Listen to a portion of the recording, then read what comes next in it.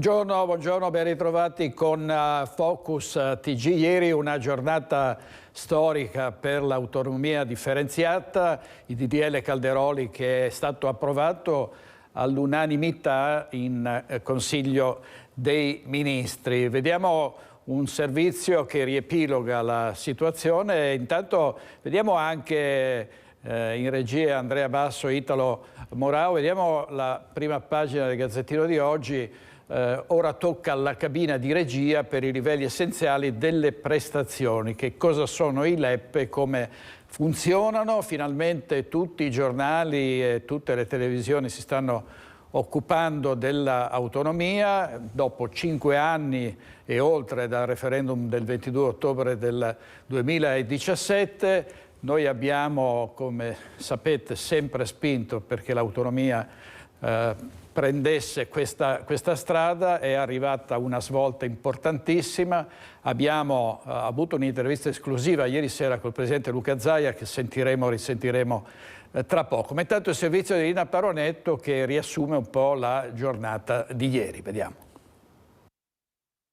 Il Consiglio dei Ministri ha approvato tra gli applausi il disegno di legge per l'attuazione dell'autonomia differenziata, primo punto all'ordine del giorno della riunione dell'esecutivo e ora pronto a essere sottoposto all'esame della conferenza Stato-Regioni. La reazione a caldo del governatore Luca Zaia è stata di grande entusiasmo. È una bellissima notizia perché inizia finalmente un percorso verso l'autonomia, verso il federalismo, che è una scelta di modernità, di responsabilità e ovviamente non è la secessione dei ricchi come qualcuno la vuol definire, tantomeno voler spaccare l'Italia in due, ma sarà l'occasione per crescere tutti assieme guardando al futuro con positività. Soddisfatti per l'obiettivo raggiunto nei primi 100 giorni del governo Matteo Salvini e Silvio Berlusconi, così come gli esponenti di Fratelli d'Italia, mentre il Partito Democratico si schiera compatto contro la bozza. È proprio sbagliata e quindi non se ne farà nulla, attacca il candidato alla segreteria Stefano Bonaccini, che ha chiesto a sua volta l'autonomia per la sua Emilia-Romagna, ma ritiene scorretta, anzi ridicola, la strada intrapresa dalla Lega. Se vogliono andare avanti faremo una mobilitazione con tanta gente nel paese, ha aggiunto.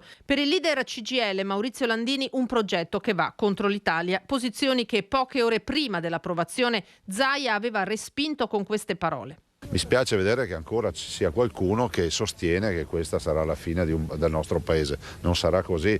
Basti pensare che Germania, Stati Uniti vengono percepiti come grandi nazioni non divise, ma hanno federalismo veramente vero. 10 articoli, l'8º il più contestato dal centrosinistra, quello che specifica che dall'applicazione della presente legge e di ciascuna intesa non derivano nuovi o maggiori oneri a carico della finanza pubblica. Ho l'impressione che, vista la confusione che c'è in questo governo, non siano d'accordo nemmeno all'interno della maggioranza su questo testo e che per il momento venga mandato avanti perché ci sono le elezioni in Lombardia. Noi abbiamo una posizione molto critica nei confronti del disegno di legge, della proposta, della bozza di Calderoli. L'autonomia è un processo invece che va realizzato, va fatto in maniera seria, stralciando dalla possibilità di costruire questa autonomia alcune materie che oggi sono del tutto inattuabili. Un passaggio tutto da verificare nelle prossime settimane e nei prossimi mesi per Martella l'approvazione della bozza Calderoli, nel giorno in cui il presidente della provincia di Bolzano, Arno Kompatscher, ha incontrato Giorgia Meloni chiedendo che le medesime prerogative del Veneto vengano assegnate anche alla provincia autonoma, affinché, dice, non si crei un paradosso tra territori a statuto ordinario e territori a statuto speciale. Oggi, ha concluso, abbiamo messo le mani avanti. E il presidente Luca Zaia, che sentiremo tra pochissimo in una intervista esclusiva che ci ha concesso ieri sera, ha ringraziato per primo il ministro Roberto Calderoli, che si è prodigato perché finalmente si arrivasse ad una fase proprio di cambiamento dopo 5 anni di stasi, di immobilismo, di bastoni tra le ruote. Ne sa qualcosa l'ex ministro per l'autonomia Erika Stefani. Vediamo cosa ha detto ieri in conferenza stampa. Io ricordo che le materie non sono il contenuto della nostra legge, ma sono il contenuto dell'articolo 117 della Costituzione. Quindi, fermo restando che non è una legge che dall'oggi al domani possa trasferire una materia, una competenza, un ambito di materia dallo Stato alle regioni, visto che ci sarà la necessità di una richiesta della regione, un atto di indirizzo del Parlamento su un'intesa preliminare, quindi prima ancora del testo definitivo, nonché il parere della Conferenza delle Regioni, e una volta approvata in Consiglio dei Ministri la formula definitiva verrà sottoposta, come prescrive la Costituzione, a un voto a maggioranza assoluta dei suoi componenti. Rispetto a quello che erano state le intese sottoscritte da vari governatori, fra cui un concorrente alla candidatura del PD, vi era la presenza della scuola e dell'istruzione, vi era la non previsione dei livelli essenziali di prestazione, una spesa storica che veniva prevista per una durata di 6 anni, tutte cose che noi abbiamo affrontato in questo disegno di legge, quindi coinvolgimento del Parlamento, l'esigenza di definire i livelli essenziali delle prestazioni, costi e fabbisogni standard e quindi il superamento definitivo della spesa storica. Accanto a questo un capitolo che riguarda l'aspetto perequativo a cui ha collaborato strettamente il Ministro Fitto e su cui abbiamo affrontato non solo la perequazione verticale ma anche quella relativa a interventi speciali infrastrutturali e per la spesa corrente, che credo sia una novità. I cittadini di Serie A, B e purtroppo anche di Serie C sono una realtà che noi viviamo oggi nel nostro Paese, una realtà che vede delle sperequazioni non solo su un asse verticale del Paese, quindi riferite al nord al sud, ma riferite anche ai residenti nei piccoli comuni, nelle zone montane, nelle piccole isole, nelle aree marginali, e credo che tutti debbano essere affrontati in termini di problemi e risolti e superati.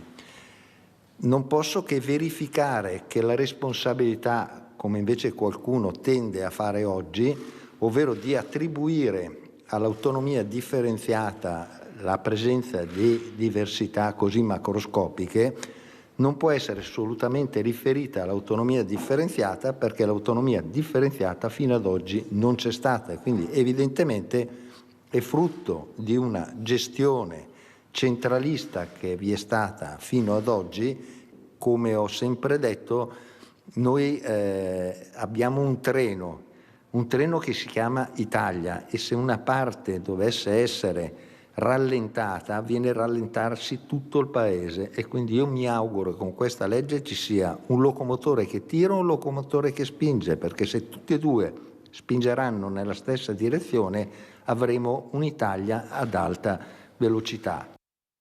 E questo era il ministro Roberto Calderoli, che risponde anche a tante critiche che sono arrivate da chi ha parlato di una riforma che spacca l'Italia, i cittadini di Serie A e di Serie B. Ieri sera ne abbiamo parlato a Focus, ovviamente, con molti ospiti. Tra questi c'era anche il parlamentare di Fratelli d'Italia, Luca De Carlo. Sentiamo che cosa aveva detto. In un paese o in una nazione dove chiunque in campagna elettorale promette qualcosa e poi non la mantiene. Io andrei veramente a trovare tutte, lei lo sa direttore, tutte le mie dichiarazioni sull'autonomia, assieme a quelle di tanti altri. Se oggi le mettessimo su un panel ci renderemo conto che forse De Carlo tutto scemo non era prima.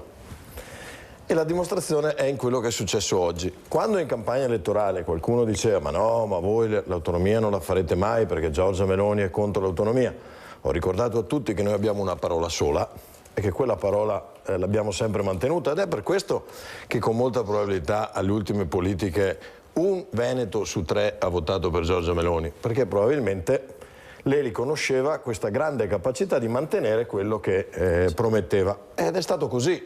L'avevamo detto che non sarebbe stato nel primo CDM, L'avevamo detto, l'ho detto io anche in questi studi, perché prima avremmo dovuto risolvere, o tentare di farlo, il problema delle bollette. Bellissimo tra l'altro che contestualmente nel CDM di oggi poi sia stato anche quell'abbassamento del 34% delle bollette, grazie e frutto del lavoro fatto anche in Europa sul tetto al prezzo del gas, che comunque ci ha consentito di tamponare una situazione di disagio. Ricordo a tutti, ma prima a me stesso, che su 35 miliardi dell'ultima finanziaria fatta per la prima volta nella storia da un governo che si insedia non a primavera ma in autunno e che riesce comunque a fare una finanziaria in un momento di una difficoltà estrema come quello che stiamo vivendo, su 35 miliardi, 21 miliardi li abbiamo dedicati al costo dell'energia.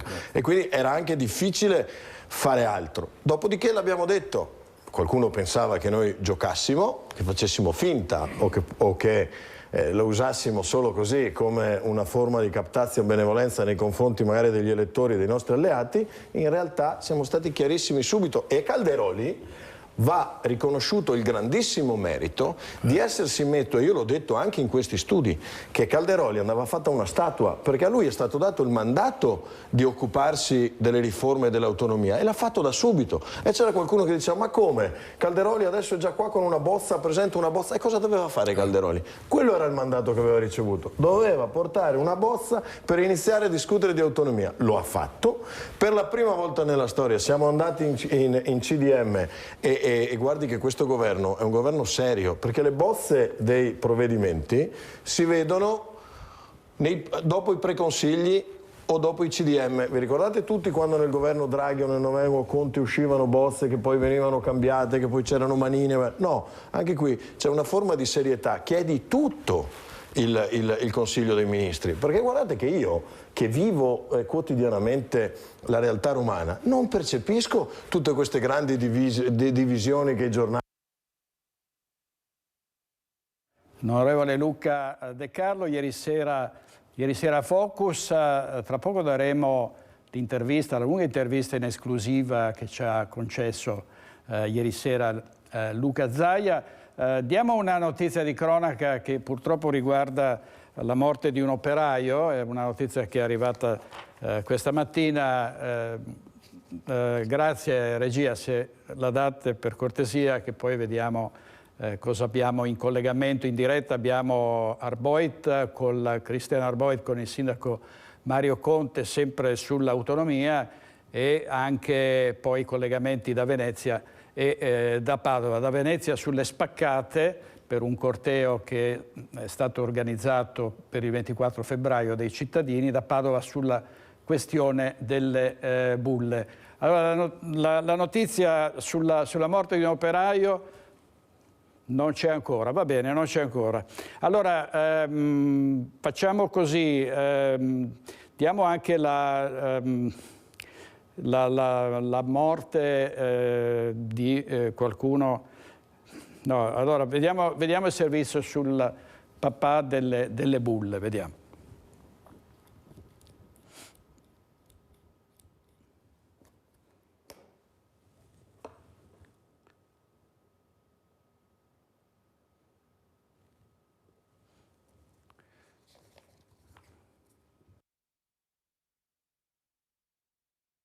Lei doveva vedere i filmati, dopo l'aggressione ci sono stati festeggiamenti ed è una cosa brutta, cioè incitare a violenza. Ora se mia figlia doveva avere paura di 2 o 3 persone, magari oggi ne deve avere paura di 20, 30 o chissà quante. Parla ancora il papà di una delle 3 vittime. Tutte e 3, 13 anni appena, non hanno ancora avuto il coraggio di tornare a scuola dopo il raid punitivo di cui sono state vittime sabato scorso nel parcheggio dell'Ipercity di Albignasego per aver denunciato i ricatti e le estorsioni subite da 3 adolescenti incrociate a una festa di Halloween.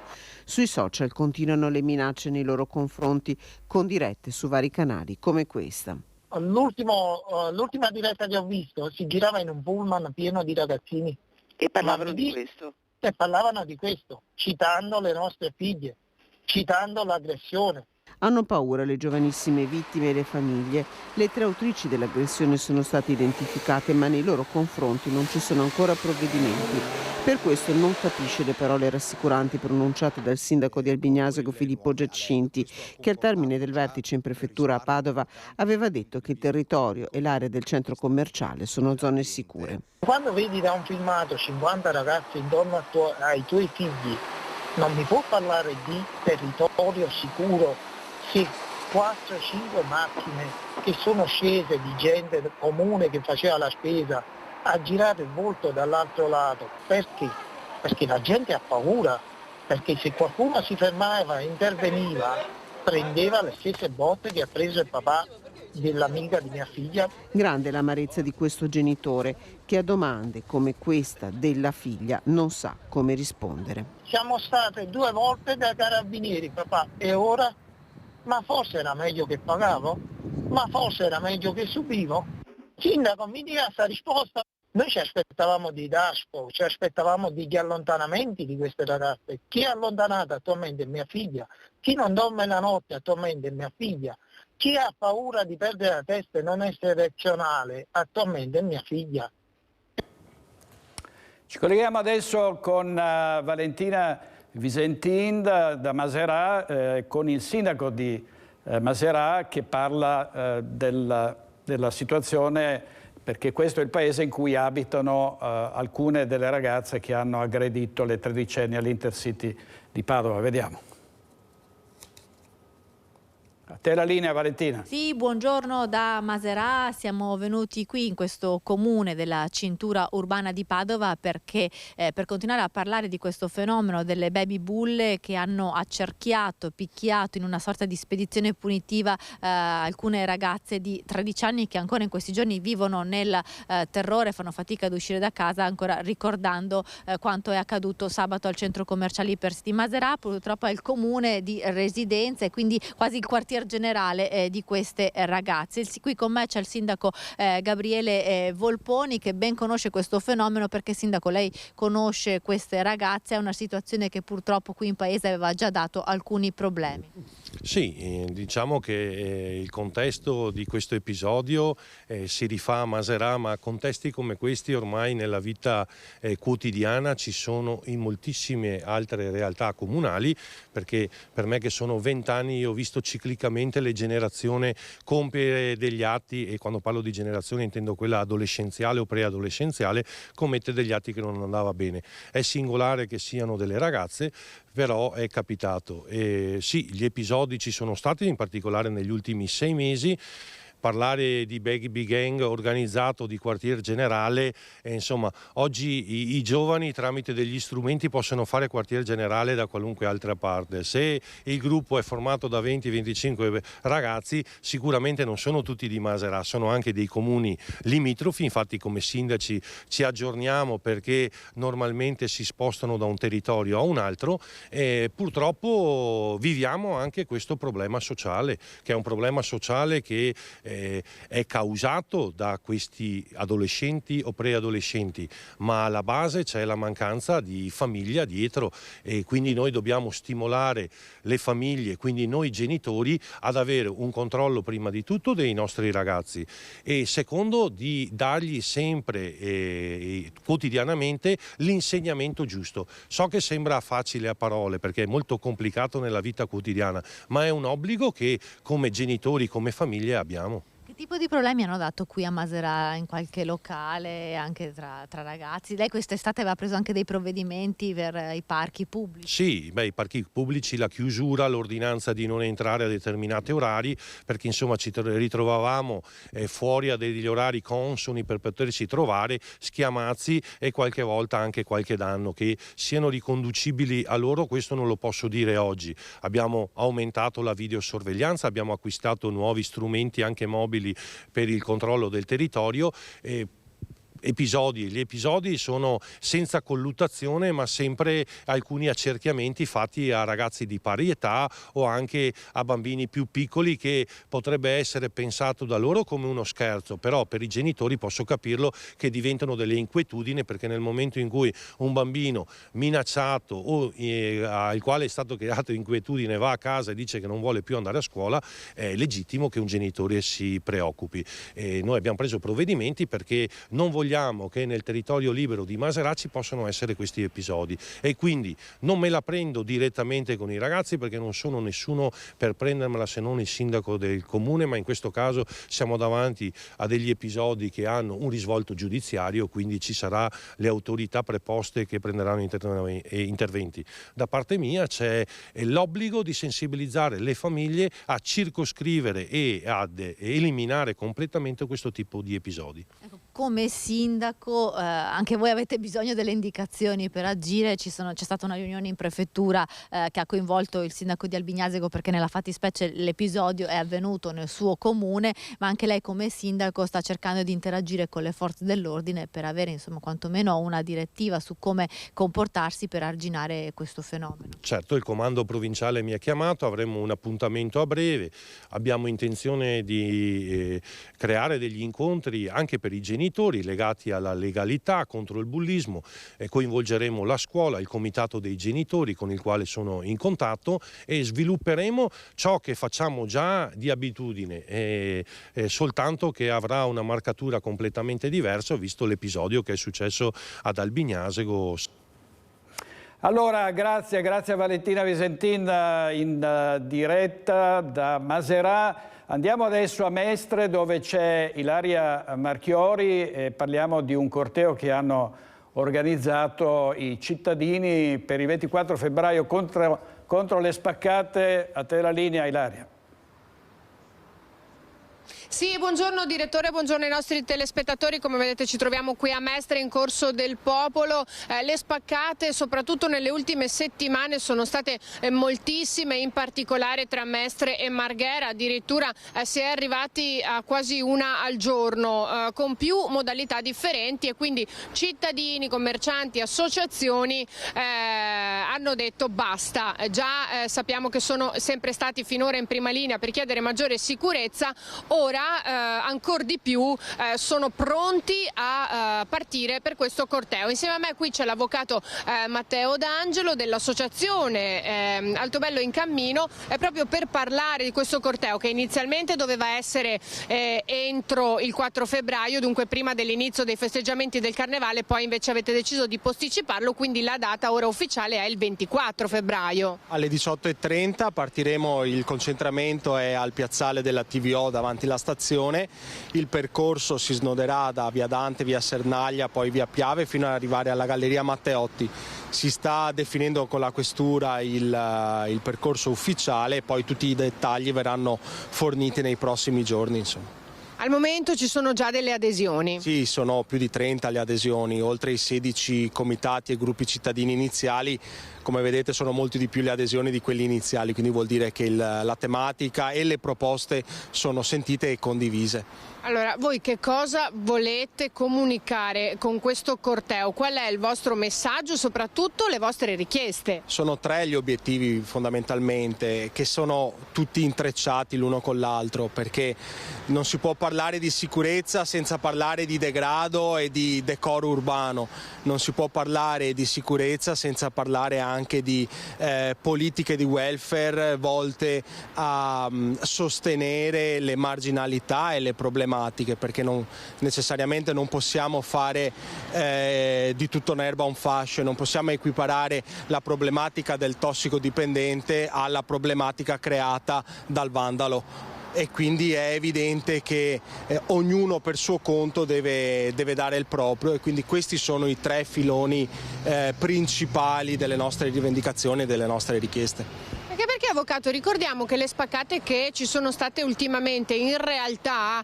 hanno creato più danno che altro, nel senso più i danni per cercare di entrare che poi quello che invece realmente hanno portato via, quindi anche persone poco esperte. Ma guardate, è verissimo, proprio stamattina sentivo un imprenditore che ha un negozio qua vicino e mi diceva ho il terrore perché se mi rompono una vetrina non trovano niente, ma mi fanno migliaia di euro di danni con i tempi poi di consegna della vetrina lunghissimi, quindi veramente sono più i danni per tentare di trovare niente che quello che poi effettivamente viene asportato, anche perché ormai tutte le attività commerciali la cassa viene svuotata e da asportare non c'è assolutamente niente.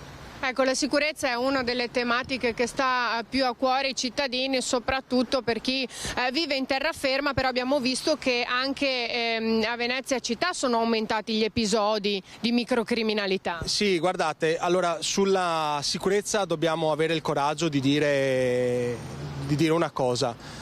Non ci vanno più bene le giustificazioni come quelle che abbiamo letto oggi sul giornale del comandante della polizia locale Agostini, che sono senza armi, loro arrestano ma poi il giorno dopo vengono messi fuori.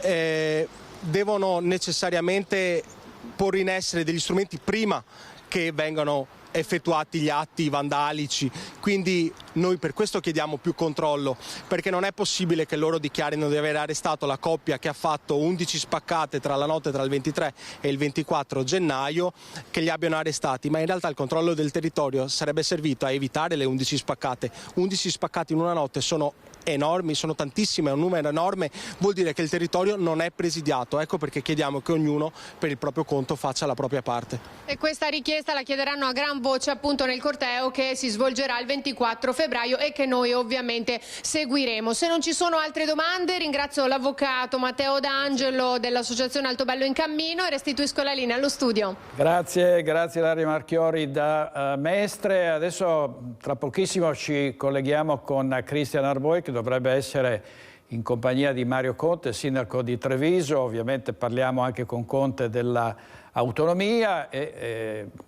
ricordiamo che sono alle viste le amministrative i primi di maggio a Treviso. Ieri abbiamo dato il duello tra Giorgio De Nardi, il candidato del Partito Democratico, e il vice sindaco di Treviso. Andrea Checchi, vedo Arboit con il primo cittadino di Treviso, a te la linea. Sì, buongiorno direttore, buongiorno a te e a tutti i telespettatori di Rete Veneta. Mi trovo con Simone Merlo a Palazzo Rinaldi, qui con me il sindaco di Treviso e presidente dell'ANCI regionale Mario Conte. Non possiamo non iniziare da quello che è successo ieri in Consiglio dei Ministri. Per la prima volta dopo 5 anni il disegno di legge sull'autonomia è approdato ufficialmente in sede istituzionale dopo il preconsiglio di martedì. Che notizia è? Perché insomma, come lei sa, l'opposizione parla di una marchetta elettorale in vista delle elezioni lombarde soprattutto.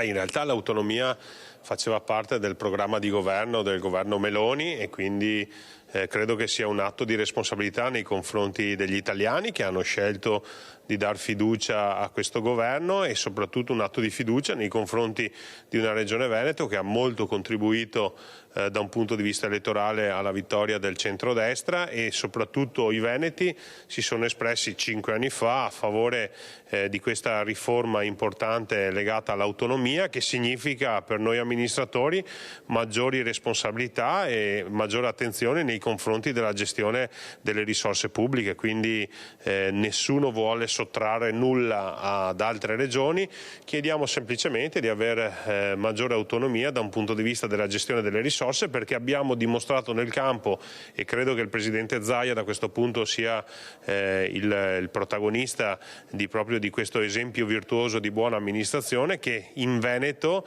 a partire dai sindaci, dei presidenti di regione, il presidente di regione e i presidenti delle province, da sempre hanno dimostrato di essere ottimi amministratori, ottimi gestori di quelle che sono le risorse dei nostri cittadini, e quindi maggiore autonomia significa anche riuscire a dare maggiori risposte ai nostri cittadini. Quindi bene che si cominci a parlarne nei tavoli ufficiali, ci sono voluti 5 anni che non sono pochi, adesso l'auspicio è che questo confronto prosegua con tempi veloci.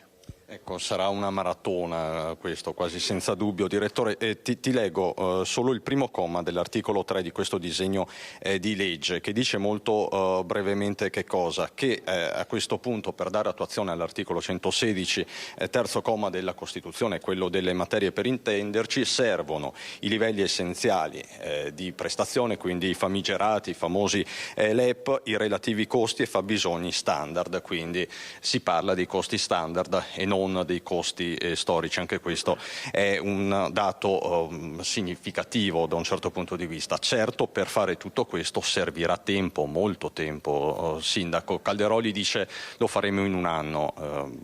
Secondo lei? Ma io non sono nelle condizioni di poter quantificare da un punto di vista del tempo necessario, anche perché non conosco le dinamiche romane. C'è da dire però che essere riusciti a portare sul tavolo del Consiglio dei Ministri il disegno sull'autonomia è un passo decisamente importante. Oggi noi dobbiamo continuare nel pressing e ci mettiamo a disposizione per agevolare il confronto. L'obiettivo non è quello di dividere l'Italia, non è quello di creare un'Italia a due marce, ma è quello di metterci a disposizione, cioè chi ha più da dare, come le regioni del nord da un punto di vista del modello amministrativo si mettono a disposizione per le regioni del sud, per far sì che l'Italia sia certamente un paese ad una sola velocità, ma non quella più lenta, no? E quindi l'autonomia è una soluzione che può portare benefici anche alle regioni del sud, che oggi magari guardano a questa iniziativa con qualche perplessità. Siamo pronti a confrontarci, a discuterne per far capire che invece i benefici sono per tutti. C'è già chi contrappone, questa è l'ultima domanda, l'autonomia delle regioni al federalismo dei municipi. Lei vede questa contrapposizione? No, io chiedo responsabilità alla politica, perché capisco che il gioco delle parti ti fa obbligatoriamente schierare o a favore o contro un processo come quello dell'autonomia, però lo sforzo che la politica deve fare è quello di mettere al centro i territori e le persone. Mai come in questo momento abbiamo bisogno di stringerci attorno alla nostra gente che sta vivendo delle difficoltà, e noi siamo convinti che l'autonomia possa portare delle risposte importanti e fondamentali per lo sviluppo dei nostri territori e delle nostre comunità. Quindi l'appello che faccio alla politica: non inventiamoci, non alimentiamo contrapposizioni strumentali, ma lavoriamo insieme uniti per migliorare e portare al traguardo questo progetto legato all'autonomia, perché ricordo, soprattutto a livello veneto, c'è stato chiesto dai nostri cittadini. Lo ricorda ai suoi alleati di Fratelli d'Italia? O perlomeno si fida, perché diciamo anche questo c'è all'interno della maggioranza. Io mi fido dei veneti che ci hanno dato un'indicazione. Io sono chiamato oggi a servire la comunità trevigiana, che fa parte appunto del popolo veneto, che si è chiaramente espressa a favore dell'autonomia. Quindi non ci sono più margini politici per capire se la gente ha scelto bene o ha scelto male. La gente ha scelto, il nostro popolo ci ha detto che vuole l'autonomia, responsabilità della politica è portarla. Troviamo le soluzioni, costruiamo le deleghe, le regole del gioco, ma non è più in discussione autonomia sì, autonomia no. Autonomia sì, fa parte del programma di governo che tra l'altro esprime il Presidente del Consiglio, è proprio Fratelli d'Italia, quindi non ci sono più dubbi sul fatto che tutto il centrodestra è fortemente convinto di voler l'autonomia, proprio per rispondere a un'indicazione chiara che ci è stata data dai veneti. Grazie Sindaco Conte. Direttore, se non hai domande ti restituisco la linea da Palazzo Rinaldi con Simone Merlo. Grazie molte a te e al Sindaco Conte. Andiamo adesso a Bassano del Grappa, dove Alex Giuliano ha sentito i cittadini, e poi l'intervista esclusiva concessa ieri sera a Media Nord-Est dal Presidente della Regione del Veneto, Luca Zaia. Sentiamo intanto i bassanesi. Il 2 febbraio verrà ricordato come il giorno in cui il Consiglio dei Ministri ha approvato il disegno di legge sull'autonomia, autonomia differenziata. Ebbene, alla luce dei passi in avanti che sta facendo il governo, noi siamo venuti a chiedere ai cittadini se effettivamente credono adesso ancora di più nell'autonomia e che tipo di ripercussioni ci potrebbero essere, quali possono essere le materie dove andare a intervenire il prima possibile. Sicuramente sanità in primis, presumo, scuola anche no, più la sanità sicuramente, e poi anche un discorso magari fiscale, ma non credo ci arriveremo mai. Senta, chi la definisce un'autonomia spacca Italia, come rispondete? Qual è il suo punto di vista? Magari qualche regione del sud che ha detto così si divide l'Italia e non la si unisce. Bah, diciamo che io credo comunque nell'unità dell'Italia, poi se qualche aspetto può essere più autonomo, ben venga. Secondo me non mina l'unità della nazione, perché ci sono altre regioni virtuose, tipo il Trentino Alto Adige, che è già regione autonoma, quindi, e funziona benissimo. Poi bisogna vedere i tempi. Dico solo questo. L'aspetto più importante dell'autonomia differenziata potrebbe essere cosa? La scuola, la sanità, che cosa? Diversi aspetti. Scuola e sanità in primo luogo, credo, e servizi in generale. Ci saranno regioni che correranno e regioni che resteranno indietro. Ecco. Comunque per certi versi o per alcune materie potrebbe essere anche interessante la cosa. Sicuramente secondo me le regioni che avranno più difficoltà resteranno indietro. Proprio sulle materie qual è una delle priorità per il Veneto? Ad esempio la scuola, la sanità? Secondo me. La scuola la lascerei centralizzata, con obiettivi comuni, forse differenziati percorsi di formazione per il lavoro, perché ogni regione ha le sue esigenze lavorative, però la sanità sicuramente. Un'autonomia per il Veneto che significa che cosa? Avere adesso quali possibilità importanti, su quali materie in primis? Sanità, la scuola? Beh, sicuramente su tutte le materie che sono di competenza regionale. Quindi penso alla caccia, penso alla sanità in primis, penso alla scuola e quindi secondo me la possibilità effettivamente che ogni regione possa ottimizzare le proprie entrate e le proprie uscite. Trovo scandaloso invece che dal 2017 ad oggi si sia rinviato sine die, e invece trovo una cosa molto positiva che oggi si comincia a parlare di questo e si affronti la situazione. Finalmente se ne parla e ne abbiamo parlato ieri sera con il presidente Luca Zaia in esclusiva, vediamo. Sì, le dirò 5 anni anche inconcludenti, perché poi abbiamo scritto, riscritto, fatto i compiti per casa, quindi devo riconoscere che questo governo in 100 giorni ha fatto quello che altri non hanno fatto con molto più tempo a disposizione, compreso il nostro governo del 2018, per capirsi, quello con i grillini. Guardi, io guardo avanti, quindi un ringraziamento al Presidente del Consiglio, alla Lega, al Ministro Calderoli, insomma a tutti coloro che hanno voluto questo provvedimento. È una scelta di modernità, è una scelta però che, vi dico fino in fondo, non si sarebbe arrivati qui se non avessimo fatto il referendum.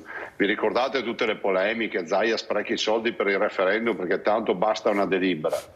Il peso, il fiato sul collo di 2.273.000 veneti ha creato l'effetto desiderato. Quindi un ringraziamento a tutti i veneti, un ringraziamento anche a voi come televisione, perché comunque ci avete creduto senza se e senza ma, perché in tempi non sospetti magari era più facile girarsi dall'altra parte piuttosto che mettere il contatore o o sostenere il referendum. Quindi va riconosciuto che Media Nord-Est è stata assolutamente al fianco di questo progetto in maniera civile, e soprattutto rispettosa delle idee di tutti.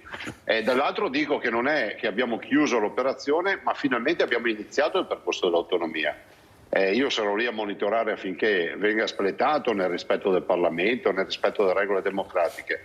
Questo Paese ha scelto la modernità, ha scelto la responsabilità, ha scelto l'efficienza e abbandona quello che è l'ufficio complicazioni e affari semplici, e soprattutto questo Paese che con il centralismo ha dato vita a un'Italia a 2 velocità. Quindi non è la secessione dei ricchi, non si mette in discussione l'unità nazionale, non è un progetto per far morire di fame il Sud come qualcuno dice, ma la verità è che se questo Paese non scegliesse l'autonomia, oggi l'abbiamo fatta per scelta questa decisione, abbiamo preso questa decisione per scelta, l'avremmo presa per necessità tra qualche anno, perché un Paese che continua ad accumulare debiti e a non risolvere i problemi vuol dire che ha un sistema di gestione sbagliato, che è quello centralista. Presidente, lei oggi ha detto il primo giorno di scuola, no? perché è ancora un cammino lungo, irto di ostacoli questo percorso, questo cammino. Abbiamo sentito dichiarazioni durissime da parte di tanti detrattori della riforma dell'autonomia differenziata. A me ha stupito un po' quello di Bonaccini, che era al suo fianco fino a qualche mese fa, adesso ha detto saliremo sulle barricate. Vabbè, le barricate sono a disposizione di tutti, guardi. Cominciamo col dire che l'autonomia è prevista dalla Costituzione. Chi è contro l'autonomia è contro la Costituzione. Troverei più coerente sentir dire presenteremo un progetto affinché la Costituzione sia modificata e si elimini quella parte di Costituzione che prevede l'autonomia. Ma sai, è difficile dirlo quando dovresti dire che se c'è una parte di Costituzione che parla dell'autonomia differenziata è proprio in virtù di una modifica della Costituzione che ha fatto il PD nel 2001. Perché questo è l'assurdo. Cioè noi stiamo applicando una Costituzione che è stata modificata dal PD, che è lo stesso PD che oggi si lamenta. Lei capisce che qualcosa non torna. Ma dall'altro, guardi, la verità è che, ad esempio, l'adagio, ma questi vogliono spaccare l'Italia. Ma sentite, la Germania, gli Stati Uniti, come li percepiamo? Li percepiamo come grandi nazioni, forti, dove c'è l'efficienza, e noi non le percepiamo come delle nazioni spaccate a metà, senza unità nazionale. Bene, loro hanno dei modelli federalisti e autonomisti, di autonomia, che noi ce li sogniamo. Allora finitela col dire, dico chi dice queste robe, che l'autonomia spacca l'Italia. L'autonomia salverà questo paese. Se io fossi un governatore del Sud, ma mi candiderei subito ad avere autonomia, perché potrei dimostrare ai miei cittadini quanto valgo. L'autonomia è una vera assunzione di responsabilità. Cerchiamo di non far vivere ancora gli irresponsabili in questo paese. Quali sono i principali rischi, secondo lei, in questa seconda fase? Uno spartiacque è stato questa giornata storica del DDL di Calderoli in Consiglio dei Ministri. Che cosa sono tante tappe, ci sono davvero diverse tappe fino al voto finale del Parlamento. Quali sono, diciamo, le forche caudine peggiori su questa strada? Ma guardi, c'è una parte di istituzioni del Paese che è chiaramente contro. Non lo è ad esempio il Capo dello Stato, no? Il Capo dello Stato super invocato per ogni roba, perché si dice ma lo dice il Presidente Mattarella. Beh, ma il Presidente Mattarella dice che questo DDL, questo disegno di legge è assolutamente in linea con la Costituzione. E allora perché non avete il coraggio di dire che anche dal Quirinale arriva l'ok? Cioè noi non stiamo facendo un atto di sovversivo. E dall'altro io penso che ci saranno sempre questi signori che tenteranno con le angherie magari di aizzare cittadini, di far credere chissà cosa. Però se l'Italia ha due velocità, scusi, se al sud c'è in qualche regione purtroppo ci sono cittadini che sono obbligati a farsi le valigie per andare a curarsi fuori regione, che magari hanno i rifiuti lungo le strade perché nessuno li raccoglie. Non è per colpa dell'autonomia, è per colpa di questo modello centralista che non ha funzionato. Quindi questo lo devono capire per primi i cittadini del sud. E non è che il Veneto, la Lombardia o l'Emilia Romagna o qualcun altro al nord ha avuto di più e allora la roba funziona, perché non è così. Noi siamo i primi per raccolta differenziata, ma non abbiamo avuto di più. Abbiamo avuto più coraggio nel chiudere le discariche, di eliminare i cassonetti dalle strade e dire ai cittadini adesso differenziate il rifiuto in casa, che oggi sembra una roba normale, ma da noi è normale. In giro per l'Italia ancora non è normale differenziare il rifiuto in casa. Cioè ci sono città che ce li hanno per strada i rifiuti, tal quale. Allora io penso che dovremmo seguire, io ho dato vita a questo gruppo di lavoro forte, e questo ce lo riconosce chiunque, ce lo riconosce a livello nazionale, di accademici, di esperti. Siamo partiti con il sito, facciamo quello che sarebbe lo Svimez del Nord, noi lo chiamiamo Nordez, no? Così per scimmiottare così simpaticamente, ma perché risponderemo con dati alla mano. Rispondiamo con ricerche, con statistiche, abbiamo i più grandi studiosi a bordo, abbiamo la CGA di Mestre, insomma ad ogni contestazione risponderemo con i numeri, perché noi non abbiamo rubato niente a nessuno, la nostra comunità è una comunità di persone per bene, solidali, non abbiamo nessun progetto di mandare in malora qualche regione d'Italia, ma bensì di fare in modo che l'autonomia, me lo lasci dire, non deve essere l'equa divisione del malessere l'obiettivo, perché quello è il centralismo. l'equa divisione del benessere è l'autonomia, l'equa divisione del benessere. Purtroppo in Italia c'è ancora qualcuno che coccola l'idea dell'equa divisione del malessere. Presidente, poi a mio giudizio si parla sempre molto e forse anche troppo di risorse, come se fosse solo questo il problema. È un problema anche di dignità di un territorio, di libertà anche, no? Perché avere margini di manovra più ampi dovrebbe rendere tutti i cittadini più orgogliosi. In altri stati che lei ha citato c'è proprio un federalismo accentuato e i servizi che funzionano, ogni stato o regione gestisce le proprie risorse e le proprie competenze, no? Proprio sul fatto delle competenze, rispetto a chi ha detto 23 sono troppe, bisognava partire da 5, da 7, lei ha dato sempre delle risposte su questo. Ma guardi, la Costituzione prevede la possibilità di trattare su 23 materie. Tratteremo poi, al di là del tavolo ci sarà il governo, lo Stato, cioè ci saranno le istituzioni nazionali che diranno sì, ni, mo, cercheremo di capire. Ma scusatemi, io non vado in ristorante e prima di aprire il menù uno mi dice a che pagine rinunci del menù? Ma cos'è sta storia? Se c'è il menù in tavola io ho il diritto di poter chiedere con educazione al cameriere, al maître, a chi arriverà, al padrone di casa della trattoria, non lo so, gli chiederò qualsiasi pietanza che è prevista dal menù. Se poi questo mi dice, guarda, questa non ce l'ho, oggi il pesce non è arrivato, ieri le bistecche erano dure o altre robe del genere, è un'altra storia. Ma tu non mi dici, guarda che tu devi rinunciare a delle portate ancora prima che io mi sieda a tavola. Non esiste sta roba. Scusatemi l'esempio poco edificante e poco calzante magari per il linguaggio dei costituzionalisti. Nella Costituzione c'è scritto 23 materie. Il Veneto si siederà per 23 materie. La gradualità non è un'imposizione che abbiamo accettato, perché qua c'è un mucchio di gente che non legge le carte. Io sono quello che ha inventato la preintesa nel 2018 e se andate a leggere la preintesa parla di 5 materie e poi le altre che arriveranno. E quindi la gradualità l'ho portata io, non qualcuno che ce l'ha imposta. Purtroppo siamo pieni di gente che non legge le carte, perché l'autonomia costi zero. Se in Veneto la gestione di una competenza costa 100 da parte dello Stato che gestisce quella competenza in Veneto, noi gli chiediamo di darci quella competenza e di darci 100 e ci arrangiamo noi a gestirla. Siamo bravi e spendiamo 90, i 10 penso che sia corretto che restino a noi o no. E lo abbiamo dimostrato col Covid, l'abbiamo dimostrato con l'efficienza in molti altri comparti, si pensi all'ambiente, alla raccolta differenziata, insomma per molti temi. Oggi abbiamo inaugurato, fatto la prima posa, la prima pietra di un ponte a Vigo d'Arzere che è il più grande ponte, diciamo senza piloni nel fiume, ci costa 40 milioni, efficienteremo ancora di più la ferrovia, faremo la diretta Padova-Belluno senza la rottura di carico per le Olimpiadi a Montebelluna, ma vogliamo anche ricordare che questa è una regione che zitta zitta, quatta quatta, ha fatto un accordo, mi sembra di 12 miliardi di euro, adesso non ricordo, Trenitalia, per portare a casa tra le altre robe il 78 treni e già 60 ce li hanno consegnati. Cosa vuol dire? Vuol dire che abbiamo uno spirito che ragiona, cioè noi già governiamo pensando al nostro territorio, non è che andiamo tutti i giorni a suonare il campanello a Roma. Questo vuol dire che abbiamo i treni, il parco treni più giovane d'Italia, perché l'età media è di 5 anni in Veneto.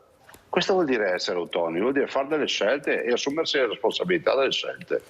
Presidente, sul fondo di perequazione che è stato auspicato per evitare che ci siano appunto delle discriminazioni finanziarie, qual è la sua opinione? Ma la mia opinione è che dobbiamo fare i conti. Cioè, è inutile che parliamo di fondo di perequazione se ancora non sappiamo quali sono i conti. Cioè, facciamo il fondo di perequazione per la pizza, per il costo della pizza margherita, perché qualcuno la paga e è convinto di pagarla tanto. Allora, qual è il prezzo? 5 euro, 6 euro una pizza margherita? Bene, cerchiamo di capire se intanto tutti la pagano di più o di meno. Dopodiché, se troviamo qualcuno che la strapaga perché il servizio da lui costa di più, perché è vittima di angherie, eccetera, cercheremo di perequare e fare in modo che la paghi 5-6 euro come gli altri. Ma noi parliamo di fondi quando ancora non conosciamo i conti. Ma se fino all'altro ieri il problema era fare il LEP, dal momento in cui questo governo prende e dice i LEP si fanno obbligatoriamente, non c'è più il problema. Guardi che noi ci siamo sentiti dire per 5 anni che se non c'erano i LEP l'autonomia non si fa. Adesso abbiamo risolto il problema, adesso parliamo di un altro tema. Guardi, io penso che tutto quello che i territori più disagiati si meritano è giusto che abbiano, ma nulla di più rispetto a quello che debbono avere. Senta, Presidente, da qui, e poi la lasciamo andare, da qui al varo definitivo della riforma autonomia, così approssimativamente, quanto secondo lei bisognerà aspettare? No? Sono passati 5 anni dal 22 ottobre del 2017 e quindi siamo preparati ad aspettare ancora, se l'obiettivo è alla portata di mano ed è raggiungibile con questo governo, immagino, perché o viene varata da questo governo o diventerebbe nuovamente una via crucis, o no? Ma guardi, io sono sempre stato ottimista, lei lo sa, l'ho sempre detto, cioè l'autonomia è una questione di tempo ma arriverà. Penso che se sono bravi a Roma si danno accelerata entro forse l'estate, a fine estate 2023 potrebbe il Parlamento a inizio autunno chiudere questo disegno di legge. Dopodiché a cascata ci sono le trattative, ci sono le materie e quindi cominceremo, immagino, non so, a fine 2023, primi 2024 cominciare con le prime materie attribuite. Cioè io voglio focalizzare l'attenzione su un aspetto. Stiamo parlando della più grande riforma mai fatta nella storia di questo Paese. La prima grande riforma è la Costituzione repubblicana del 1948, la seconda è cambiare pelle a questo Paese, un Paese centralista che comunque ormai ha tutti i guai di un vecchio Paese centralista, a un Paese innovatore, moderno, responsabile ed efficiente, come dicevo all'inizio, e quindi con l'autonomia. Presidente, grazie molte, grazie davvero, grazie a voi. Complimenti e buon lavoro, grazie. E si è chiusa qui ieri l'intervista esclusiva del Presidente Luca Zaia. Andiamo in pubblicità, ne parleremo più avanti durante Focus TG con Alberto Villanova. Parleremo anche dei risparmiatori truffati con Patrizio Miatello. Pubblicità e poi riprendiamo con la cronaca nera.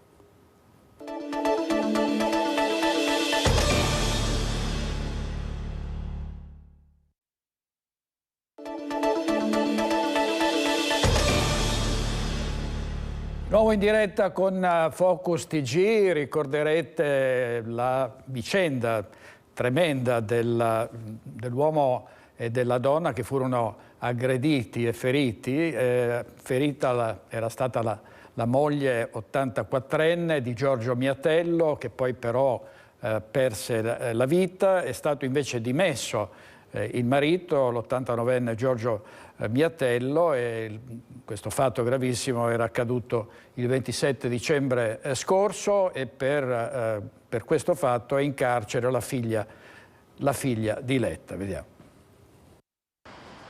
Giorgio Miatello è stato dimesso dall'ospedale dopo 35 giorni.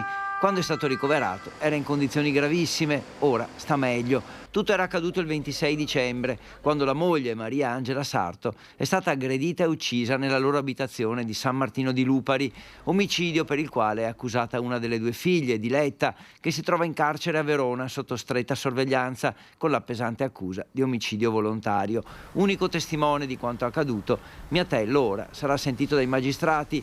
Almeno questa è sempre stata l'indicazione arrivata dal tribunale, per ricostruire nei dettagli quanto è accaduto quella notte. Ora l'uomo, 89 anni, che aveva riportato gravi ferite anche alla testa, è ospite di una struttura di riabilitazione nell'Alta Padovana. La sua testimonianza potrebbe essere raccolta dai magistrati alla presenza dell'accusa, della difesa e del legale dell'altra figlia, che è stata poi quella che ha lanciato l'allarme una volta entrata nella casa dei genitori e scoperto quello che era avvenuto durante la notte. Una testimonianza dunque che sarà davvero decisiva. Interrogatorio di garanzia a Treviso, in carcere per il marocchino 36enne che aveva ucciso nella sua abitazione Adriano Armelin sferrando 29 coltellate. Non è durato nemmeno un'ora l'interrogatorio di garanzia per il 36enne marocchino accusato di omicidio volontario aggravato. Ha confermato che non aveva intenzione di uccidere nessuno e poco altro, insomma, non c'è stata nessuna novità.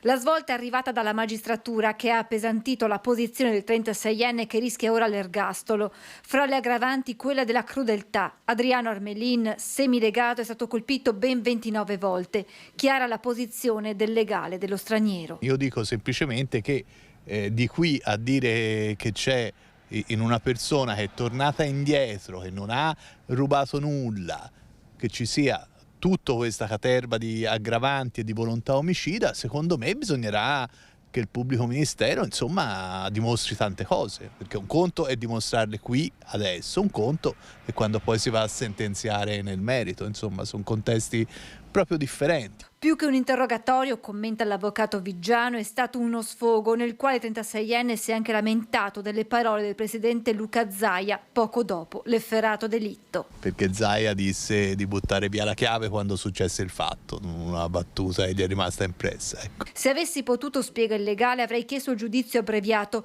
ma le aggravanti contestate non permettono questo procedimento. Si andrà quindi in corte d'assise.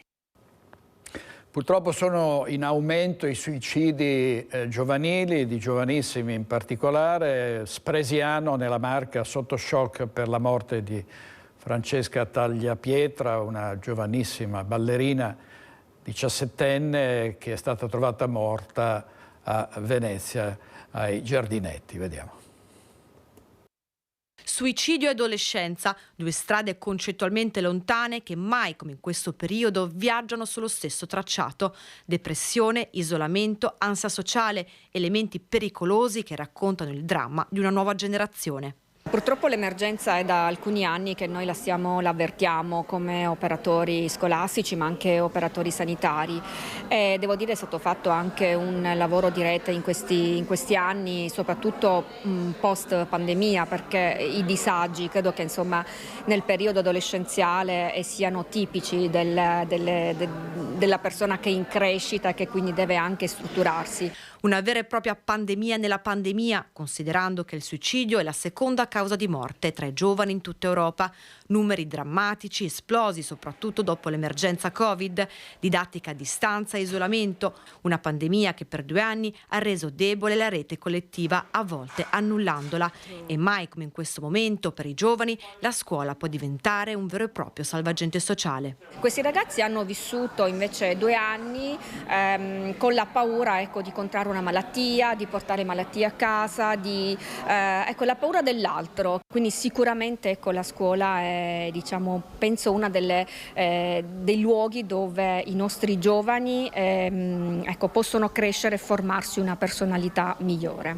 Giovani che tentano o si tolgono la vita, un'emergenza sociale che riguarda anche la Marca, come ci racconta la cronaca dell'ultimo periodo. A Spresiano la tragedia di Francesca Tagliapietra, giovane ballerina con il sogno di diventare étoile, continua a sconvolgere l'intera comunità. All'interno della grande offerta che la nostra provincia ci offre di servizi c'è bisogno di attivare un dialogo con le famiglie innanzitutto, le prime che possono accorgersi di gesti che rivelano il disagio e con loro sedersi e trovare delle soluzioni. È uscito il primo report sugli abusi sessuali compiuti dal clero italiano. In questa triste classifica, raccapricciante classifica, il Veneto figura al secondo posto per casi rilevati. Vediamo. 40 casi di abusi sessuali ai danni di minori ad opera di preti segnalati in Veneto negli ultimi 13 anni. I dati sono quelli riportati nel primo report redatto dall'associazione Rete l'Abuso. Sono tutte situazioni, sì, come dicevo, verificate, lo premettiamo, nel senso abbiamo scartato quelle segnalazioni dove a un ricontatto non c'è stata risposta. Il Veneto si trova al secondo posto della classifica dell'associazione, alle spalle della Lombardia con 69 casi. Nel report Rete l'Abuso ha preso in considerazione episodi con condanna definitiva, quelli denunciati o con procedimento in corso e segnalati all'associazione e i casi completamente anonimi, in quanto prescritti e le cui presunte vittime hanno scelto di non procedere sotto il profilo pubblico.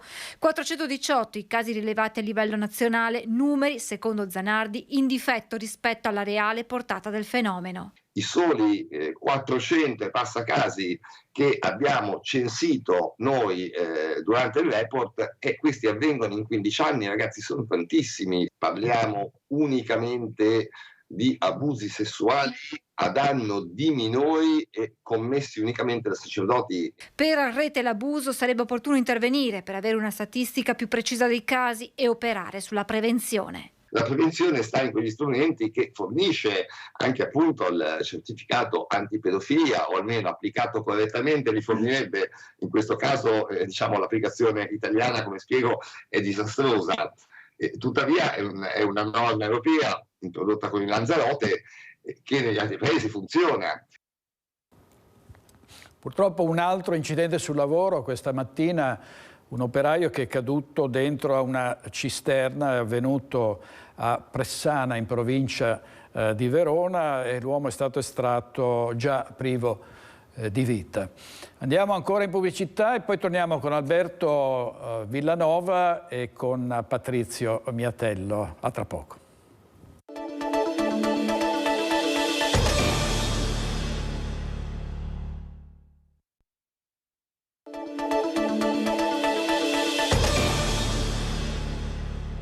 Siamo in diretta con Focus TG, saluto e ringrazio i nostri due ospiti, Alberto Villanova che è in Consiglio regionale e presidente dell'intergruppo Lega Lista Zaia. Buongiorno Villanova. Buongiorno direttore, grazie. Grazie molte, e Patrizio Miatello dell'associazione Ezzelino Daunara, e parleremo dei risparmiatori truffati e di come si sta evolvendo la situazione. Partiamo dall'autonomia con Alberto Villanova, perché oggi in una nota Villanova, che avrà sicuramente seguito anche l'intervista esclusiva che abbiamo fatto ieri al presidente Luca Zaia, in una nota Villanova parla del rischio di un Vietnam in Parlamento, un rischio che va scongiurato. Potrebbe essere, anzi sarà sicuramente irta di ostacoli la strada verso la riforma definitiva. Che cosa potrà fare, cosa potranno fare gli avversari dell'autonomia in questa fase, Villanova? Beh, allora partiamo dalle note positive. Con il passaggio di ieri è il passo più importante da quando abbiamo celebrato il referendum ormai diversi anni fa, e nessun governo aveva mai portato in Consiglio dei Ministri la bozza, il progetto di legge sull'autonomia, e questo è sicuramente un passaggio fondamentale che fa capire che ci sta facendo seriamente, almeno questa volta, sul tema dell'autonomia. Dopodiché bisogna capire che il processo per l'autonomia è una maratona, e come tutte le maratone si inizia con un passo, ma dopo ce ne sono da fare sicuramente molti altri. Abbiamo visto che sono stati inseriti diversi step all'interno di questo processo, che vedono coinvolta il Parlamento, che vedono coinvolto il governo con dei decreti del Presidente del Consiglio dei Ministri. Cioè ci sono molti passaggi intermedi per arrivare alla concessione di quelle che sono le varie materie di autonomia. Ecco, sicuramente quello a cui mi riferivo io è il fatto che in tutti questi passaggi comunque ci dovrà essere una maggioranza solida che rema compatta verso un obiettivo comune, cioè quello di far diventare il nostro Stato uno Stato più moderno e più efficiente, dove finalmente la responsabilità amministra i territori, tutti i territori d'Italia. L'autonomia, come abbiamo ripetuto tante volte, è un processo che serve a responsabilizzare i territori e soprattutto non vuole provocare quella che è stata chiamata tante volte una secessione dei ricchi o ampliare le divergenze, vuole far diventare questo Stato più moderno come merita di essere, e spero che non ci siano, diciamo, delle barricate trasversali in Parlamento, perché comunque ci saranno dei passaggi dove si richiede la maggioranza assoluta dei parlamentari, il 50% più uno, e lì finalmente vedremo chi sta dalla parte di uno Stato moderno e chi invece vuole rallentare questo processo. Ecco, Villanova, sentiamo una dichiarazione presa al volo dal Ministro delle Riforme Casellati. Sentiamo cosa ha detto. Ma guardi, chi non è contento? De Luca, per esempio. Eppure c'è da parte del Partito Democratico un disegno di legge di pochi anni fa, quindi non parliamo di troppo tempo, che disegna esattamente i livelli essenziali di assistenza sulla falsariga di come li definiamo noi. Quindi mi pare che sia una posizione molto pregiudiziale. Il testo è molto buono e basta così. Grazie. Forza Italia Grazie Ministro. È in imbarazzo Forza Italia nel caso Cospito. Grazie. Eccoci qui di nuovo, Villanova. Tra l'altro è un fatto che ha un po' impressionato chi segue da vicino il percorso dell'autonomia, è l'inversione a U di Stefano Bonaccini, che è candidato alla segreteria del Partito Democratico. Era stretto al fianco di Luca Zaia alcuni mesi fa, adesso ha cambiato completamente opinione. Ma deve essere una sindrome che colpisce chi si candida a fare il segretario del PD, perché fa sorridere questa inversione a U, questo cambio completo di idea. Bonaccini è venuto a Venezia, se non sbaglio, a settembre o comunque pochi mesi fa, proprio per parlare di autonomia con Zaia e per condividere quello che era il percorso sull'autonomia, che non era molto diverso da quello che stiamo vivendo oggi, perché come diceva il ministro Casellati, non è che stiamo parlando di uno stravolgimento di quello che era la proposta di autonomia rispetto ad esempio al governo Draghi, semplicemente è stata sistemata questa proposta di legge, ma è stata sistemata in accordo con la conferenza Stato e Regioni. Gli 8 punti delle regioni sono stati inclusi tutti all'interno di quella che è la proposta. Bonaccini ha fatto cadere la maschera del PD, un partito che si professa autonomista, che continua a dire di essere per l'autonomia, in realtà adesso finalmente la maschera è caduta e vediamo che, tranne qualche raro caso singolo, vediamo che è un partito che sta lavorando contro l'autonomia, perché a parole dicono sempre che la vogliono, poi in realtà quando si tratta di votare o di mandarla avanti o comunque di lavorare assieme, come è giusto che sia, per dare un diritto al popolo veneto, vediamo che non ci sono mai quando serve lavorare assieme. C'è sempre tempo per ricredersi comunque, quindi io mi aspetto che qualche parlamentare del PD voglia veramente mettersi a lavorare per portare a casa qualcosa per il nostro territorio. Grazie Villanova, rimanga collegato che poi torniamo da lei. Adesso sentiamo Patrizio Miatello sulle novità del Fondo per i risparmiatori, il FIRS, 540 milioni che si rischia di perdere se non ho capito male, o comunque siamo in una fase in cui i pericoli della perdita di risorse sono abbastanza forti. Sì. È così, Miatello? Sì, direttore, diciamo che è un momento difficile perché l'ultima tranche dei 545 milioni sembra che sia ritornata nelle casse dello Stato, perché dopo il 31/12/2022 se dei fondi non vengono utilizzati la legge prevede questo. Allora noi è da giugno 2021 che anche il governo precedente si insisteva dicendo: guardate che le rimanenze, come prevede la legge, sono da ripartire alle vittime accertate.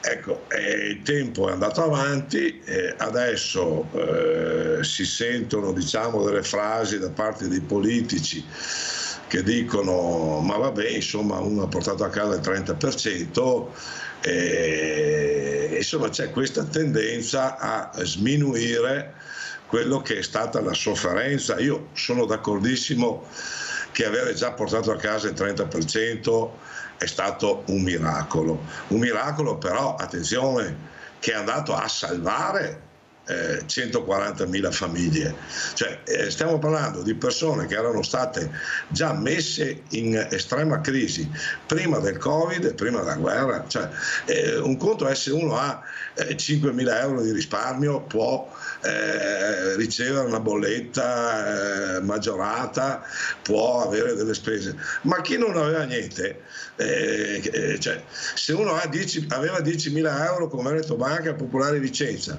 ha portato a casa 3.000 euro, ci sono le rimanenze che come da legge andavano date, però la legge era interpretativa. Adesso i fondi sono passati, non sono più, a quanto ho capito, adesso devono ancora confermarlo, ed è per questo che noi abbiamo chiesto al ministro Giorgetti un incontro.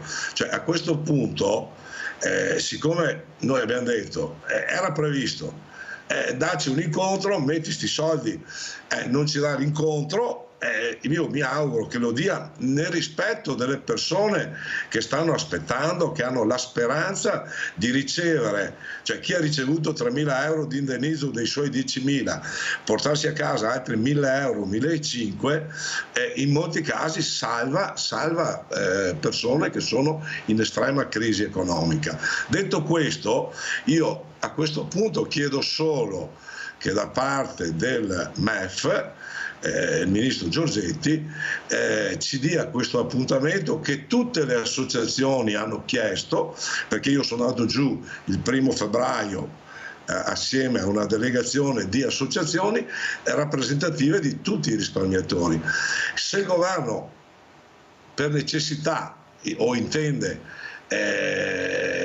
non dare questi soldi, lo dica, io mi auguro di no, però cioè, siamo qua, c'è gente che aspetta e che spera che gli arrivi qualcosa, quindi le aspettative sono molte. Io mi auguro, insomma, che da parte del ministro Giorgetti ci sia questa convocazione. Ecco, ho parlato anche con il sottosegretario Bitonci, con Zanetti, abbiamo incontrato tutte le forze politiche di maggioranza. A livello politico parlamentare sono tutti nel chiedere a Giorgetti che ci riceva, del tipo dici cosa volete fare, insomma, a breve. Ecco, senta Miatello, l'altro giorno c'è stata la sentenza d'appello per Veneto Banca, un presidio di risparmiatori davanti al tribunale bunker di Mestre. C'era per noi Cristian Arboit, vediamo cosa hanno detto, vediamo. Di reato, ma per i risparmiatori che sono qui con me, sono qui da stamattina in sit-in, prima ce n'erano anche molti di più. Per i risparmiatori però è inutile guardare al dito, bisogna guardare alla luna. L'avvocato Andrea Arman lo sta dicendo da tempo, qui non si tratta di andare avanti per singoli processi, ma bisogna guardare a quello che è successo nell'insieme. Quello che sta a cuore a noi risparmiatori, oltre ovviamente il recupero economico, è raggiungere verità e giustizia in questa vicenda. Oggi è stato trattato un piccolo segmento e sarà giudicato dal Tribunale come esso riterrà, ma di certo i fatti oggi valutati non sono quelli che hanno causato il fallimento delle banche popolari venete e di Veneto Banca. Noi come risparmiatori chiediamo allo Stato di analizzare l'intera vicenda per capire perché queste banche siano davvero fallite, e mi permetto di portare l'attenzione sui fatti che si sono verificati dopo il 2015, cioè dopo le assemblee di trasformazione, nelle quali i risparmiatori sono stati indotti a votare a favore della trasformazione trasformazione in SPA a fronte della garanzia data dal sistema finanziario, dal sistema bancario, dal sistema politico, che quelle banche sarebbero state non solo salvate ma addirittura potenziate, ed invece poi siamo arrivati ad un tragico fallimento che ci ha spogliato di tutto, oltre che anche della nostra dignità, perché noi risparmiatori siamo stati trattati per anni come speculatori, ma noi non siamo speculatori, noi eravamo l'espressione di un sistema finanziario funzionale all'economia del Veneto, un sistema finanziario originale, nostro veneto, che oggi non c'è più e l'intero sistema economico veneto ne sta soffrendo, e questo dovrebbe essere anche valutato dalla politica, non solo da noi risparmiatori. Avvocato, ricordiamo a chi è a casa questo crack, di quanto stiamo parlando, perché nel tempo si sono susseguite tante cifre. Al tempo noi avevamo fatto una valutazione non precisa che il danno causato al territorio veneto era all'incirca di 11 miliardi di euro. Io ora non so se quella fosse una valutazione corretta, ma sono convinto che il danno sia stato superiore, perché il Veneto poi è stato privato del proprio sistema autonomo di indipendenza finanziaria. Chiedo a lei, se posso, quanto ha perso proprio personalmente? Prima volevo ringraziare Rete Veneta, perché ci dà la possibilità di portare nelle case il nostro pensiero, che da anni che stiamo lottando. Cioè io ho perso una cifra molto importante, più di 500.000 euro, non vado adesso a analizzare. Cioè quello che è successo nel Veneto è stato per me, per noi, un esperimento socio-politico finanziario di trasferimento di generazioni di risparmi del popolo veneto alla grande finanza speculativa nazionale e internazionale. Ecco perché la partita, voi dite, insomma, è il terribile sospetto che aleggia. La partita non è soltanto giuridica, legale, processuale, è una partita che va oltre. Ma io credo che... Allora, questi erano i risparmiatori dell'associazione Don Torta con l'avvocato Arman. Cos'è che vi divide in questa battaglia, Miatello? No, cos'è che vi separa? Non c'è niente che ci divide. Noi vabbè, come associazione avevamo previsto che purtroppo le vie dei procedimenti penali dopo la cancellazione delle banche non avrebbero portato, diciamo, a risultati economici, e purtroppo adesso con le prescrizioni anche a livello di giustizia, quindi sicuramente a livello economico per i risparmiatori non si sarebbe mai arrivato a niente. Se qualcuno ha detto il contrario ha sbagliato.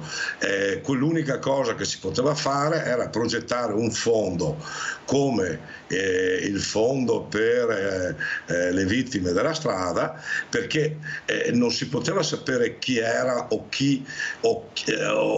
fossero i responsabili. Quindi se un reato, se c'è una vittima della strada che non c'è nessun colpevole, viene indennizzato. Stesso concetto, grazie al professor Bettiol, lo abbiamo fatto per il fondo, individuando i conti dormienti che il sottoscritto aveva individuato, e poi tutta la politica ha creato il fondo. Purtroppo, se non ci fosse stato il fondo, è vero, la sofferenza, il danno è stata una catastrofe a livello economico per il nord-est. Diciamo che quello che ha fatto il fondo, fortunatamente, che non era legato ai procedimenti, perché non è vero che i procedimenti hanno portato al fondo. Il fondo ha iniziato a pagare prima della prima condanna di Zonin, che è venuta al 21 marzo 2021. Il fondo aveva già iniziato a pagare il 10 ottobre 2020. Detto questo, quello che dispiace è che la giustizia non è arrivata in tempo e non ha dato giustizia nel vero senso della parola alle vittime. Anche perché poi è stata revocata anche con Veneto Banca la confisca dei beni. Miatello, dobbiamo andare in pubblicità, andiamo in pubblicità e poi riprendiamo con Alberto Villanova.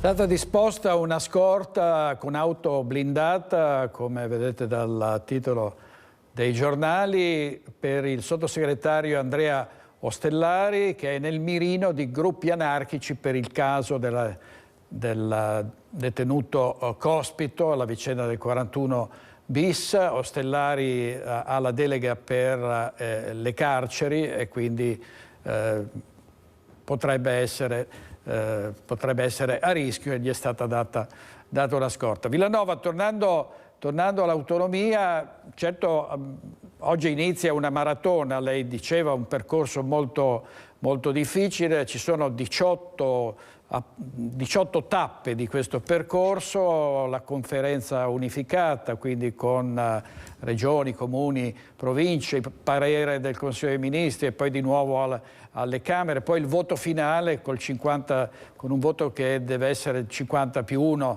del Parlamento.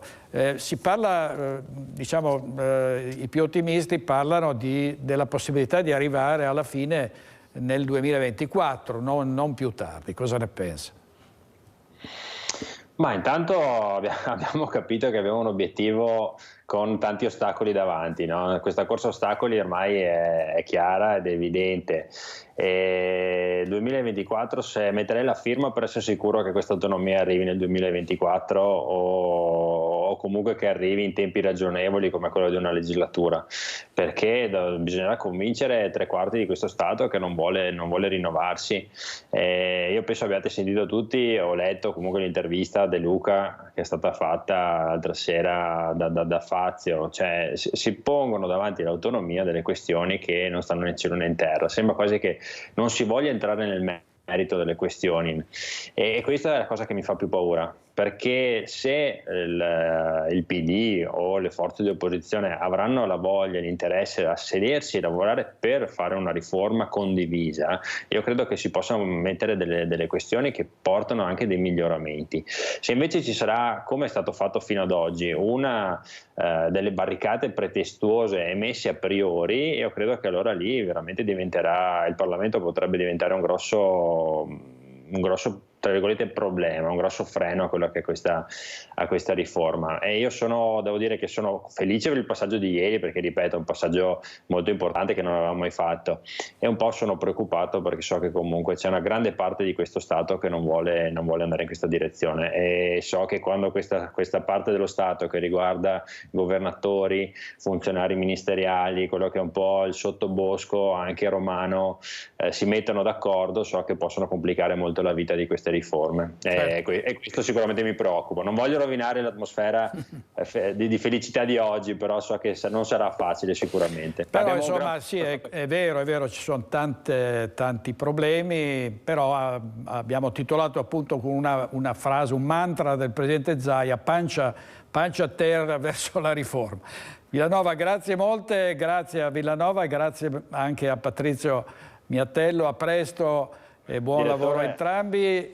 Chiudiamo con un servizio che riguarda un appuntamento importantissimo per la Regione del Veneto, cioè le Olimpiadi Milano-Cortina del 2026.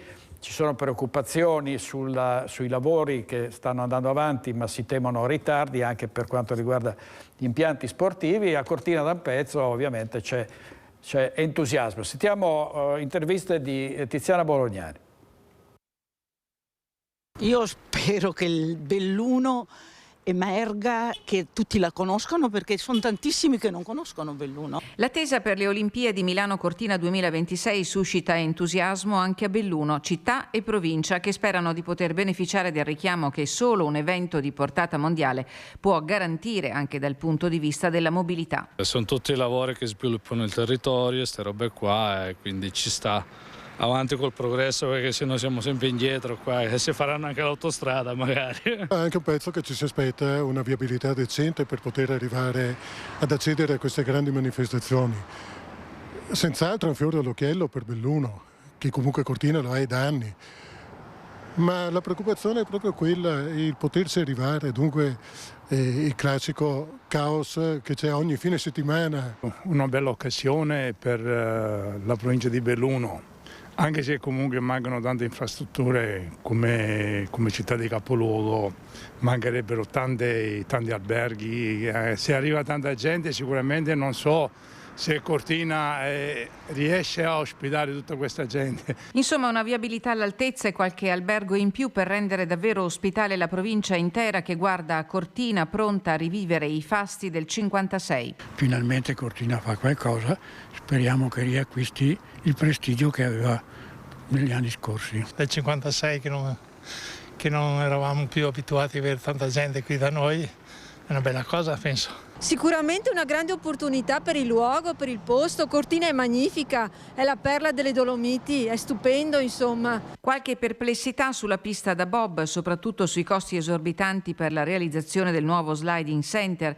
e più in generale sul posto Olimpiadi. Cerco proprio di essere onesto, secondo me non è che porti più, sì ti porterà tanto lavoro in quel momento lì, però dopo tutto sparirà.